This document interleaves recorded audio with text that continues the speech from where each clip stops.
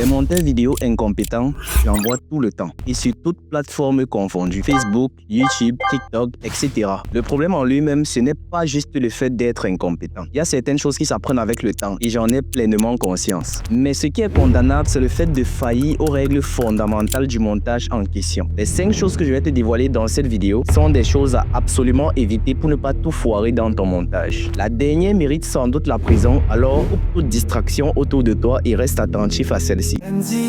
Benzi, le roi du visuel, avec ses idées, il illumine le ciel.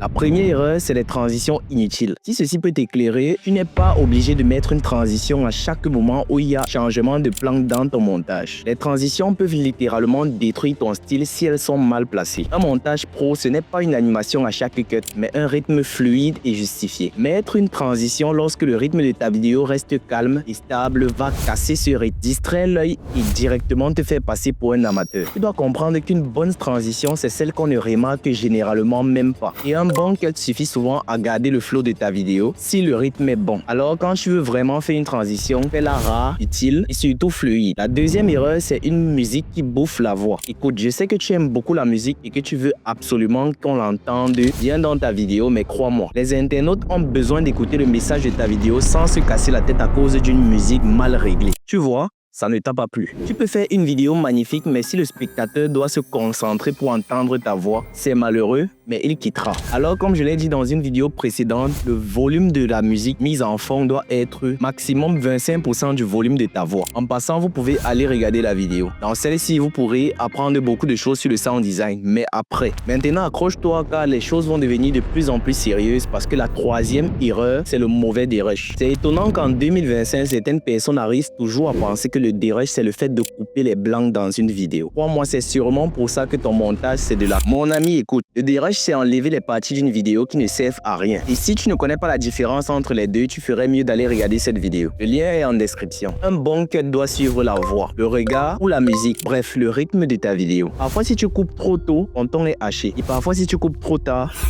l'ennui se crée. Alors tu devras neutraliser uniquement les endroits inutiles de ta vidéo et souvent laisser respirer ta vidéo avec des blancs, comme je viens de le faire. Maintenant, j'ose croire que tu es en mesure de créer une vidéo qui coule naturellement et qu'on regarde jusqu'au bout sans même s'en rendre compte. Là, on passe à une erreur qui m'irrite énormément et c'est les textes illisibles.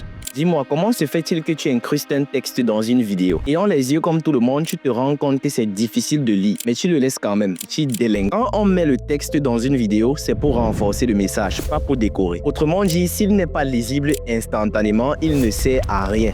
Donc, tu peux soit corriger cette erreur en mettant des polices plus grasses et claires, en augmentant la taille du texte ou faciliter ceux qui regardent ta vidéo sur un téléphone portable ou en mettant des ombres ou un flou en arrière-plan pour accentuer la visibilité du texte. Tu peux également ignorer ce message et continuer à faire de la. Maintenant, nous passons à l'erreur qui peut amener un monteur vidéo en prison. Et ce n'est rien d'autre que les images clés sans lissage. Si tu fais toujours cette erreur, tu dois peut-être arrêter le montage vidéo. Alors écoute-moi bien. Il est absurde de faire un mouvement avec des images clés sans passer au lissage de celle-ci. Ceci va rendre ton mouvement sec, mécanique et moche. Une animation fluide et réussie doit imiter un mouvement naturel. Tu dois jouer avec l'accélération, le ralenti et la douceur. Cette étape est tellement importante que ton logiciel de montage a prévu quelques modèles pour que même ceux qui n'y connaissent rien ne puissent pas faillir à cette étape. Alors prends-la tout aussi au sérieux. Et si tu as besoin d'un tutoriel plus poussé à ce sujet, dis-le moi en commentaire, je te lis avec plaisir. Écoutez, ces 5 erreurs, je les ai toutes faites. Et le jour où j'ai commencé à les corriger une par une, mes montages ont commencé à être beaucoup plus pris au sérieux. Alors j'espère que cette vidéo t'aidera à faire autant. Et si tu as des questions ou des suggestions, n'hésite pas à les poser en commentaire, ça pourra aider beaucoup d'autres personnes. Abonne-toi et active la cloche de notification parce que je prépare d'autres bangers comme celle-ci.